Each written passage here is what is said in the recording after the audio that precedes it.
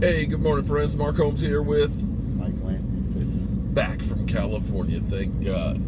As always, I want to thank you guys for watching, commenting, and subscribing to the Joe Boo Sports Report. Without you guys, man, this don't work. We are off to the country here to go work on that 1830s farmhouse.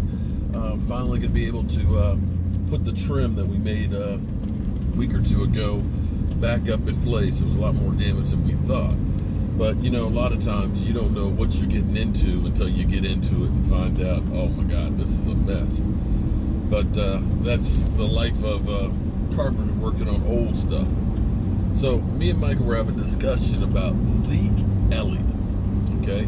Everybody's losing their minds, and, you know, Zeke's saying he won't play for another year.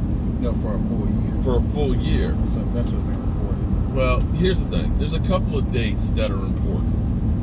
Okay, we know the August 6th one is already passed, where he basically loses the rights for the accrued year. Okay, so technically, the Dallas Cowboys, it's like the last year didn't happen. So technically, with the Dallas Cowboys using that fifth-year option, they have this year, next year, and the year after. So technically, they got a 6-year option.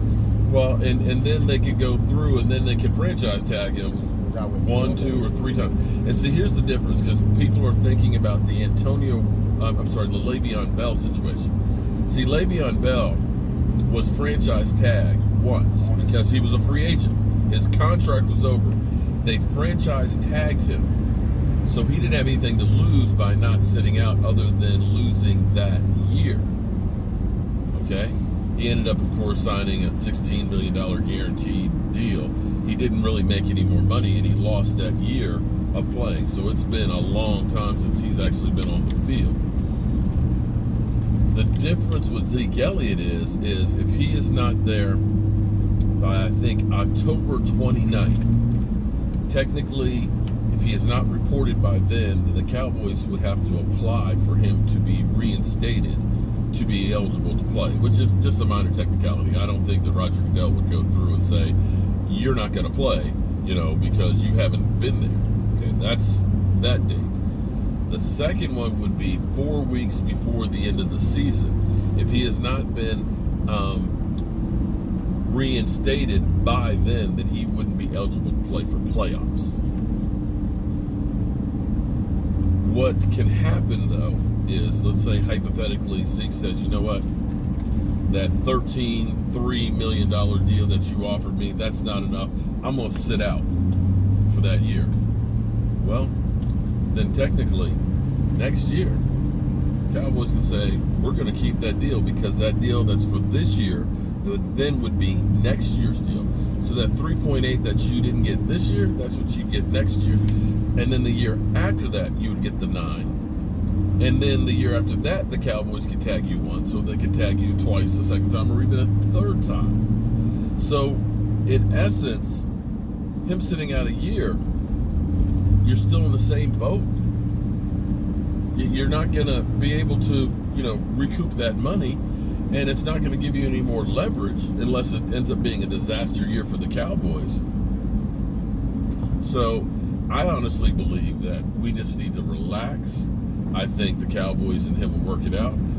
Basically, Stephen Jones is saying that, don't expect the contracts to be done until we get back to Dallas.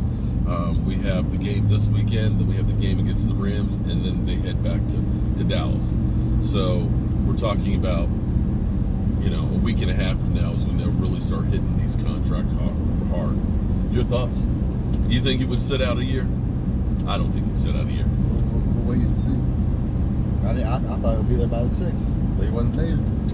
Well, in retrospect and looking back at that, again, he's looking for a long-term deal. He's not looking to be a free agent.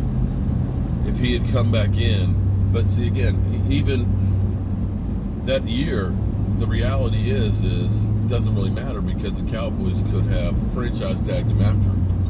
His thing is I need this deal now before I get past my peak. Because if I get past my peak, my value is just going to go down because I'm getting older. So that's why the urgency is for him to try and get this thing done now. Who knows? And I can, unfortunately, the thing about it is they screw the running backs.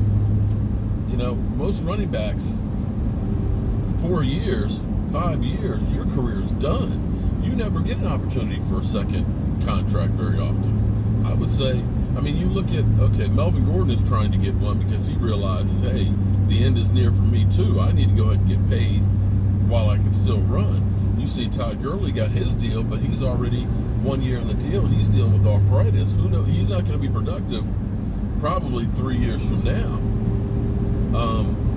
Barkley, you know, he's tied up for the next 4 years, and the Giants are going to run the crap out of him. What shape do you think he's going to be in 5 years when he's finally a free agent? So, you know, you can't be mad at him, especially when you look and say that Zeke Elliott is one of the major pieces on the Dallas Cowboys.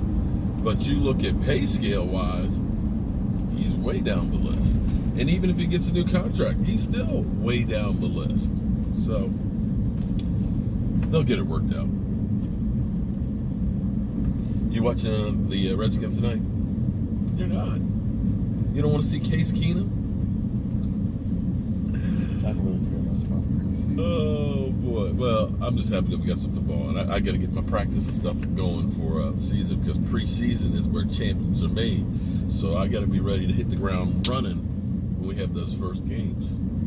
So we'll be definitely talking about practice games. I'm Mark Holmes with Mike Landry Fitness. and we are back to business, and I'll see you guys soon.